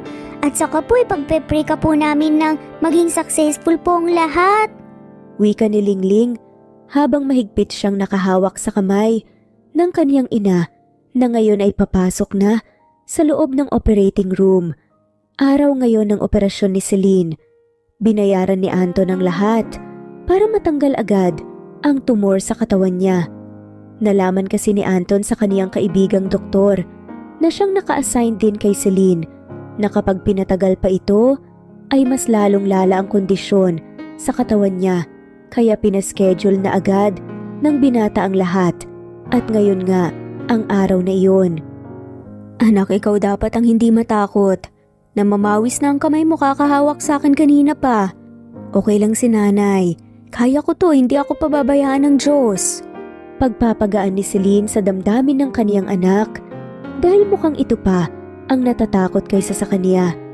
Marahan pa niyang hinaplos ang mukha nito. Hinawakan ni Anton ang kamay niya at nag-aalala siyang tiningnan. Puno ng takot ang buong mukha nito, katulad sa kanilang anak. Nahabag naman ang puso ni Celine. Ilang araw pa lang simula noong nagkita sila, pero para pakiramdam ni Celine ay napaka-importante na siya para sa binata. Maghihintay lang kami rito, Celine. We will pray for you at kapag nakalabas ka na rito at gumaling, ilipat na kayo sa bahay natin. Sa akin na kayo titira. We will stay forever together as family. Malambing na sambit ni Anton. Nabigla roon si Celine pero hindi niya rin maitagi ang kilig na kaniyang nadarama. Sa isip-isip niya ay bakit ba sa ganitong sitwasyon nagpapakikig si Anton sa kaniya. May nakakalukong ngiti namang ipinukaw si Lori para sa kaniyang kaibigan nang makita niya ang reaksyon ni Celine. Marahang niyang kinurot ito at pasimpleng yumakap. Asus, pumapag-ibig ka na. Tuloy mo lang yan. Inuna mo pa kasi ang mga anak kesa magkainlaban kayo. Naku! Bulong naman ni Lori. Namula naman agad si Celine dahil sa hiya. Ilang segundo ang lumipas ay ipinasok na sa loob ng OR si Celine. Alam niyang magiging okay lang ang lahat at hindi nga siya makapaghintay na makalabas siya ng hospital at tumira sila sa iisang bahay na parang isang buong pamilya. Ini-imagine pa lamang niya ang ganoon ay lumulukso na sa saya ang kaniyang puso. Mariing nanalangin naman ang Celine kahit alam niyang malaki ang chance na maging successful ang operasyon ay hindi pa rin niya mapigilang kabahan. Unang beses itong nangyari sa kaniya kaya normal lang na matakot. Ama, ikaw na pong bahala sa akin. Sana po maging okay lang lahat. Gusto ko pa pong makasama ang anak ko at gusto ko pa pong bigyan si Lingling ng masaya at magandang pamilya. Alam kong marami po akong hiniling sa inyo pero sana po ibigay niyo po ito sa akin. Madami pa po akong dapat gawin. Ilang oras ang itinagal ng operasyon at ilang oras ding naghihintay ang mag-ama sa labas. Nakatulugan na nga ni Lingling ang paghihintay dahil sumapit pa ito ng gabi. Umalis din si Lori at tanging si Anton lamang ang nanatiling matiim na naghihintay. Puno pa rin ng kaba at takot ang kaniyang puso na parang sasabog na ito sa kada oras na lilipas kakahintay. Ilang oras pa na paghihintay ay lumabas na si Celine at sa awa ng Diyos ay naging maayos lang naman ang lahat. Pinagpahinga na lamang si Celine at baka bukas ay magigising na ito. Hindi naman umuwi si Anton at nanatili lamang siya sa hospital ng ilang linggo upang bantayan at alagaan si Celine. Kahit maraming missed call at messages na ang natatanggap niya mula sa kaniyang pamilya, ay hindi niya pa rin ito pinapansin. Gusto sana ng pamilya ni Anton na linawin nito ang nangyari sa kasal niya noong isang linggo dahil pinahiya niya ang pamilya niya pati na ang pamilya ni Christine. Pero hanggang ngayon ay hindi pa rin nagpapakita ang binata sa kanila. Alam niyang pipilitin na naman siya ng mga ito na magpakasal kay Christine. Pero kung mangyari man iyon, ay may matibay na siyang dahilan upang humindi. Tunay na anak niya si Lingling at noon pa man ang babaeng gusto na niyang pakasalan ay walang iba kundi si Celine. Tinamaan kasi si Anton ng tinatawag nilang love at first sight. At kahit anong gawin niya, ay hindi umaalis si Celine sa kaniyang isipan sa loob ng ilang taon. Masaya siya. Hindi siguro sapat ang salitang masaya upang ipakita niya kung gaano siya nagpapasalamat sa Diyos ngayon. Walang mapagsidlan ang kaniyang kasiyahan. Hindi pa rin siya makapaniwala na nangyari na ito at may anak din siyang napaka-cute at kulit. Gusto mo ba ng tubig o prutas? Kukuha ko para sa'yo. Huwag ka munang gumalaw-galaw dahil baka mapano ka pa. Nag-aalalang wika ni Anton nang makita niyang sinusubukang bumaba ng kama si Celine. Mabuti na lang at nakita niya ito at agad na pinigilan. Hindi pa kasi gaanong humihilom ang kaniyang sugat, kaya hindi dapat ito gumalaw-galaw dahil baka bumuka pa ito.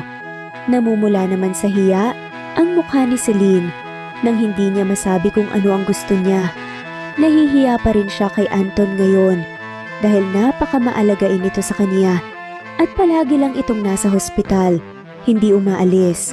Parati ring hatid sundo nito ang anak nila sa eskwela, kaya nga parating excited si Lingling na mag-aral dahil may maipagmamalaki na siya sa kaniyang mga kaklase. Bumibisita naman si Lori pero hindi na siya nagtatagal pa sa hospital dahil nandito naman na si Anton. Siya na ang pumalit sa pag-aalaga sa dalaga. Angal sana si Celine dahil hindi naman nito kailangan gawin niyon. Pero si Anton na ang nagpresenta sa kaniyang sarili bilang bayad niya rin sa ilang buwang wala siya sa tabi nito habang pinagbubuntis ang anak nila. Gusto mo, Celine, gusto mo bang kumain? Paulit na tanong ni Anton na kanina pa naghihintay ng sagot.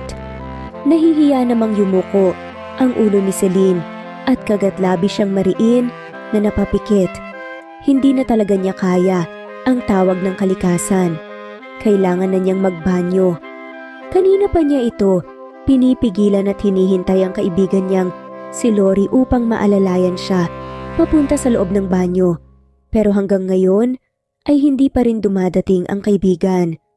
Palagi kasing si Lori ang tumutulong sa kaniya pagdating sa ganito. Ha? Kailangan ko lang kasing sanang umihi eh. Namumula ang mukha sa hiyang sambit ni Celine na parang naging bulong na ito, ngunit narinig naman ni Anton. Agad namang napangiti si Anton at inalalayan na ang dalaga pababa ng kama. Tarata, alalayan na kita. Kesa naman, magpipigil ka na naman dyan. Nagsabi sa akin si Lori na hindi muna siya makakapunta dito dahil may lakad sila ng asawa niya. Saka mahihiya ka pa ba sa akin na may anak na nga tayo eh. Don't worry, hindi kita sisilipan kahit nakita ko naman na lahat ng yan. Nakangising pabirong sabi ni Anton na mas lalong nagpainit sa buong mukha ni Celine. Gusto na tuloy ng dalaga na maglaho na lamang bigla sa hiya. Marahang natawa si Anton nang makita niya ang reaksyon ng dalaga. Nasisiyahan siya sa tuwing inaasar at binibiro niya ito. Para kasing mangangamatis na ang kanyang mukha at saka gusto niyang mapalagay sa kaniya si Celine kaya niya ginagawa ang mga ito. Napahalakak nga ang lalaki. Nagbibiro lang ako, pagbawi niya sa kaniyang sinabi. Napapailing-iling na lamang si Celine at marahang kinurot ang tagiliran ng binata. Marahang napaaray naman ito at manghang pinukawan ng tingin si Celine. Inalalayan na niya ang dalaga papuntang banyo hanggang sa makaupo na ito sa kubeta. Nailang naman si Celine nang hindi pa umaalis si Anton sa loob ng banyo. May balak pa yata itong panoorin siya. Hindi ka ba alis? Ihingi na kasi ako eh. Sambit ni Celine. Nagtaka naman ang mukha ni Anton. Kailan ko bang umalis? Akala ko ba tutulungan pa kitang ibaba yung pang-ibaba mo para makaihi ka na. Saka baka mapano ka pa kapag iniwan kita. Kaya dito lang ako. Pagdadahilan ni Anton. Marahang napanganga naman si Celine dahil sa natanggap nga niyang sagot. Seryoso ka ba? Teka, paano ko iihi kung nandyan siya sa harapan ko? Nasaan pa kasi si Lori? At bakit hindi siya pupunta rito? Sabi ko naman kasi sa kanyang araw-araw dapat siyang pumunta dito para matulungan ako ng ganito eh. Bulong ng isipan ni Celine. Napatingin si Celine kay Anton nang bigla na lang itong tumawa. Kaya napabuntong hininga siya. Inasar na naman kasi siya. Matapos niyang magising mula sa pagkakaopera, ay ganito na ang trato sa kanya ng binata. Hindi naman niya ipagkakait na hindi niya nagugustuhan ng mga ito. Magaan na ang loob niya kay Anton dahil sa loob ng ilang linggo ay siya na ang kasakasama niya. Siya rin ang nag-aalaga sa kanya at nagpapakain. Pakiramdam nga niya ng mga araw na iyon ay tunay silang mag-asawa. Fine, lalabas na ako. Tatawagin mo lang ako pag okay ka na. Lalabas ka na. Mag-ingat ka. Hindi pa humihilom yung sugat mo. Paalala nga ni Anton. Tumango at ngumiti na nga lamang si Celine sa kanya. Yes po, Dok. O sige na, dali. Pabirong tugon naman niya na ikinangiti lang ni Anton bago lumabas na ng banyo. Mabilis na umihi lang si Celine at tinawag na niya ulit si Anton. Inalalayan naman siya ulit nito palabas ng banyo. Paglabas nga nilang dalawa sa banyo, ay sakto ring pagpasok ni Lori sa loob ng silid. Nagulat pa si Celine dahil ang sabi ni Anton kanina ay hindi ito pupunta. Nakakalokong tingin at ngiti naman ang ipinukaw ni Lori sa dalawa. Kayo ha? Anong ginagawa niyo sa loob ng banyo ha? Gumagawa na naman ba kayo ng little bulilit? Nakangising tanong nga ni Lori habang nagtataas baba nga ang kanyang mga kilay. Hoy Lori, yung bibig mo nga. Kita mo na nga ang kaka-opera ko pa lang, ang dumi ng isip mo. Saka bakit ka nandito? Agad na sermon nga ni Celine sa kaibigan. Ibinaba ni Lori ang kanyang mga dalang pagkain na tumaktong nasasaktan sa harapan ng dalaga. Ayun, dumating lang si Anton, hindi na ako kailangan. Ang sakit mo namang magsalita, Celine. Parang hindi mo ako kaibigan ah. Birong napairap na nga lamang si Celine dahil sa pinagsasasabi ng kanyang kaibigan. Ang ibig kong sabihin, bakit ka nandito? Hindi ba sabi mo kay Anton na hindi ka pupunta dahil may lakad kayo ni James? Agad na kumunot ang noon ni Lori dahil wala siyang sinabing ganun. Hindi ah, wala akong sinabing ganun kay Anton. Sadyang gusto ko lang talagang suluhin ng lalaking to. Wika niya nang itinuro niya si Anton na pangiti-ngiti na ngayon. Tiningnan naman ni Celine ang binata at napabuntong hininga nga ulit siya. Dahil ngayon lang niya napagtanto na pinaglolo ko na naman siya nito. Humiga na nga lang siya ulit sa kama. Umiwas naman siya nang tingin kay Anton nang nginitian siya nito. Hindi na naman kasi mapalagay ang kaniyang puso. Ito na naman, natataranta na naman ang puso ko dahil sa mga ngiting yan. Bakit pa kasi napakagwapo niya? Mabuti na lang talaga at nagmana si Lingling sa akin. Pero ang ugali naman ng kanyang ama, ang kuhang-kuha niya. Kaya siguro agad na. Napalapit sila sa isa't isa at mukhang naging tatay's girl pa nga talagang anak ko ngayon. Wika ng isipan ni Celine. Sumapit ang dapit hapon at sinundo na nga ulit ni Anton ang anak nilang si Lingling. Si Lori naman ay umalis din kaya si Celine na lang muna ang naiwan sa hospital. Walang pinagkakaabalahan si Celine kundi ang manood ng telebisyon habang hinihintay ang pagdating ng kaniyang mag-ama. Mahigpit kasing pinapaalala ni Anton na hindi siya gumalaw-galaw habang wala siya dahil baka mabinat pa ang kaniyang sugat. Sinunod naman ni Celine dahil ayaw niyang mag-aalala muli ang mga ito sa kaniya. Napatingin naman si Celine sa pinto nang bumukas ito. Malawak na ngiti ang nakapaskil sa kaniyang labi habang hinihintay ang pagpasok ng kaniyang mag-ama, pati na ang matinis na sigaw ng kaniyang anak sa tuwing uuwi. Pero imbes na si Anton at Lingling ang pumasok ay ibang tao ang nandito. Hindi niya kilala ang mga ito, kaya may pagtataka niyang tiningnan ng mga ito. Sino po kayo? Tanong ni Celine.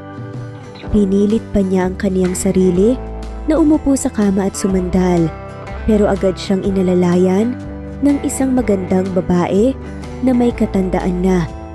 Huwag kang gumalaw-galaw, iha. Nabalitaan kasi namin nakaka-opera mo pa lang kaya baka mapano ka. Mahinahong sambit ng ginang. Ngumiti naman si Celine sa kanila at may pagtatanong pa rin ang kaniyang mukha. Hindi pamilyar sa kaniya ang mga nandito, pero hindi naman siya nakaramdam ng takot dahil pakiramdam niya ay mababaot ang mga ito. Han, ang ganda ng girlfriend ng anak natin. Kasimpleng bulong nga ng ginang sa kanyang katabing lalaki habang nakatingin kay Celine. Iha, kami pala ang mga magulang ni Anton, nag-aalala kasi kami dahil nga nasira yung kasal niya at hindi rin siya nagpapakita sa amin pagkatapos. Gusto sana naming makalala nga po namin pero ang lalaking yun, parang nakalimutan na kami sa buhay niya. Kaya nagpatulong kami sa kaibigan niya. Doktor mo siya kaya nalaman namin ang tungkol sa'yo. Mahabang paliwanag ng ama ni Anton. Nabigla naman si Celine. Kayo po palang magulang niya. Maupo po muna kayo, ay kinuwento nga po sa akin ni Lingling ang ginawa niyang panggulo. Naku, sorry po Nasira pa tuloy yung kasal na hinanda niyo po para kay Anton. Nahihiyang hinging paumanhin ni Celine. Nahihiya siya nang maalala ang ikinuwento sa kanya ni Lingling tungkol sa panggugulo ni Ga sa kasal at kung paanong binayaran siya ni Anton para gawin iyon. Napapailing-iling na kang si Celine pagkatay niyang marinig iyon. Talaga may pinagmanahan ang anak nila. Lumapit sa kanya ang ina ni Anton at hinawakan ang kamay niya. No, iha. Don't be sorry. Masaya nga rin kami dahil hindi natuloy ang kasal. At masaya rin kami dahil nalaman naming all this time, may apo pala kami. Itinago lahat ito ni Anton sa amin, kung hindi niya lang sana ito ginawa, hindi na namin siya pinilit na ipakasal pa sa iba. We are just happy kaya kami nandito. Huwag mong isiping nandito kami para paghiwalayin kayo ni Anton. I know nasa tamang edad na kayo at hindi na kami makikialam pa sa inyo. We just want to meet our apo, pwede ba yun? Ani nga ng ina ni Anton na parang nagsusumamo nga sa kanya. Sa isip-isip ni Celine ay wala namang itinago si Anton sa kanila. Wala naman talaga siyang alam na may anak pala siya. Ngayon lang din niya nalaman ang lahat. Naku, oo naman po, baka po mamaya nandito na po yun. Sinusundo pa kasi ni Anton eh. Nakahiting tugon nga ni Celine. Marahang niyakap naman siya ng ginang na ikinabigla ng dalaga. Thank you, iha. Huwag kang mag-alala at hindi na matutuloy ang kasal ni Anton sa iba dahil sila na mismo ang purong sa kasal. Anyways, kailan ka makakalabas dito? Maybe you can both get married after you recover. Ani pa nga, nang mukhang masaya na ginang. Natigagal naman si Celine. Kasal po agad? Ang bilis naman po ata. Hindi pa naman kami magkasintahan ni Anton at saka kinikilala po namin ng isa't isa. Bakit kasal po agad? Hysterical na sambit ng isipan ni Celine. Hindi naman makasagot si Celine dahil hindi naman kasi niya alam kung anong sasabihin niya. Mabuti na lang at dumating na ang kaniyang mag-ama. Pumasok ang mga ito sa silid habang nasa bisig ng binata. Si Lingliing na ngayon ay may dala na namang bagong laruan. Araw-araw na lang binibilhan ito ni Anton. Mom, Dad, anong ginagawa niyo rito? Paano yun na lamang nandito ako? Gulat na tanong nga ni Anton nang makita nga niyang mga papasok. Napairap naman ang kanyang ina at lumapit nga. At agad nga na malakas na pinalo ang braso niya. Ikaw, pagkatapos mo umeksena ng ganun sa kasal mo, hindi ka na nagpapakita sa amin ng papa mo? Wala ka bang balak na ipakilala sa amin ng apo namin, ha? Mataray na wika ng ginang nang kuhanin niya si Lingling sa bisig niya. Napakamot naman sa batok si Anton at tiningnan niya si Celine. Ngumiti siya rito at nginitian din siya pabalik ng dalaga bago tumango na parang sinasabi niyang okay lang ang lahat. Hi po, Lola! Hi po, Lolo! Cute na bati nga ni Lingling sa kanila. Naging malambot naman ang ekspresyon ng mga mukha ng mga magulang ni Anton at parang maluluhan na nga sila nang mayakap nila si Lingling. Ang ganda na nga po natin, hon. May apo na rin tayo sa wakas. May pagmamayabang na ako sa mga kumari ko. Iyak pa nga ng ina ni Anton. Lola Ganda, wag na po ikaw umiyak. Alam niyo po ba sabi ni Tita Ganda, nakakapangit daw po ang pag-iyak. Nakakapangit daw po eh. Smile ka na po para hindi po kayo pumangit. Pag-aalo ni Lingling sa ginang. Napuno naman ng tawanan ang loob ng silid. Hinayaan ni Anton ang kaniyang mga magulang na kausapin at kargahin si Lingling dahil nakikita niyang masaya naman ang mga ito. Pumunta na lamang siya sa gawin ni Celine at marahang hinawakan ang kamay nito habang pinagmamasdan nila ang tawanan ni Lingling at ng kaniyang magulang. Napakabait ng mga magulang mo. Akala ko talaga nandito sila para pagalitan ako dahil sa ginawa ni Lingling sa kasal mo. Akala ko rin, ipipilit ka nila ulit na may kasal. Wika pa nga ni Celine, nang hinayaan nga niyang magkahawak kamay sila ngayon. Celine, tawag nga ni Anton sa kanya. Binalingan naman siya ng tingin ni Celine at ngumiti ito. Pwede bang ikaw na lang ang pakasalan ko? Biglang tanong nga niya. Napatulala si Celine sa itinanong sa kanya ni Anton. Hindi niya alam ang isasagot. Nagdadalawang isip pa siya dahil hindi pa nila gaanong kilala ang isa't isa. Alam ni Celine na may pagtangin din siya sa binata pero hindi pa ito sapat upang pumayag. Huwag ka munang sumagot, hindi naman ako nagmamadali eh. Gusto ko lang bigyan ng masayang pamilya ang anak natin. At gusto ko lang din na bumawi sa inyo. Inaamin ko, hindi ka na nawala sa isip ko nung unang may nangyari sa atin. Kahit yun ang una at huli nating pagkikita, minahal na kita sa loob ng 7 taon. Ikaw ang dahilan kung bakit hanggang ngayon hindi ako nagpakasal o pumasok man lamang sa isang relasyon. Dahil alam kong darating ang araw na to. Pag-amin nga ni Anton, hindi naman mapigilan ni Celine ang ngumiti. Pwede naman natin kilalanin ang isa't isa habang binibigyan natin ng masayang pamilya si Lingling, di ba? Tsaka, ang pagpapakasal, pinag-iisipan yan pero pwede naman natin gawin yon. Kapag nagsama na tayo sa isang bahay at sigurado na tayo sa isa't isa. Nakangiting ani ni Celine. Nakangiting tumango-tango naman si Anton. Masaya siya dahil hindi siya hinindian ni Celine. Pero gaya ng sinabi ng dalaga, ay kailangan muna nilang kilalanin ang isa't isa. Hindi muna dapat nilang madalian ang pagpapakasal.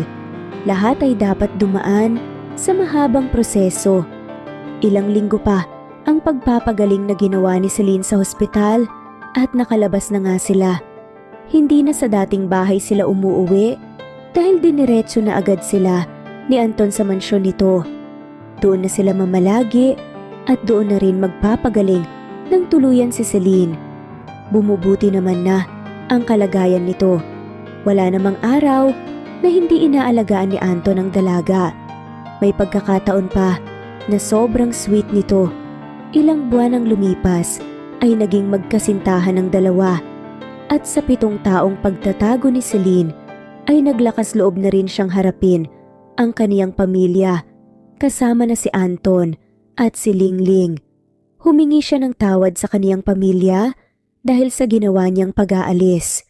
Noong una ay nagalit pa ang kaniyang mga magulang pero sino ba namang mga magulang na kayang tiisin ng anak? Kalaunan din ay napatawad nila ito lalo na nang masilayan nila si Lingling.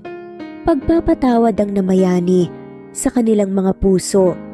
Bumawi rin si Celine sa kaniyang mga magulang sa ilang taong hindi niya ito nakasama. Labis nga ang sakit na nadarama nila nang malamang ang bunso nilang anak ay naranasan ng paghihirap na yon, kaya mismong sila rin ay bumawi. Makalipas ang ilang isang taon ay naging matatag pa rin ang pagmamahalan ni Anton at Celine. Naging matibay pa ito dahil hindi nila minadali ang lahat. At dumating na nga ang araw na pinakahihintay ng lahat. Ikinasal na nga ang dalawa pero Itigil po ang kasal. malakas na sigaw ni Lingling nang tumayo siya sa kaniyang upuan. Napalingon naman sa kaniya ang lahat, pati ang kaniyang mga magulang na nasa altar ay tiningnan na rin siya nang may pagtataka. Anak, may problema ba? Bakit ka naman sumigaw? Takang kausap nga ni Anton sa anak. Humagikgik naman si Lingling. Wala po. Gusto ko lang pong sabihin na gusto ko po ng baby brother. Huwag niyo pong kakalimutan yun Pagkasabi ni Lingling noon ay napuno ng tawanan ng loob ng simabahan. Akala ni Anton at Celine ay may kung ano nang mangyayari. Napapailing-iling naman si Celine dahil talagang may pinagmanahan ng kaniyang anak. Manang-mana nito ang kakulitan ng kaniyang ama. Pagkatapos ng kasalan, namuhay nga sila ng masaya at matiwasay. At syempre muli silang binayayaan pa ng mga anak at hindi lang isa, kundi quadruplets pa. At wala na nga silang mahihiling pa. At dito na nga po nagtatapos ang kwentong pagmamahalan ni Celine at Anton. Maraming salamat po sa lahat. I-comment lamang po kung gusto niyo pong magpa-shoutout. Thanks for listening!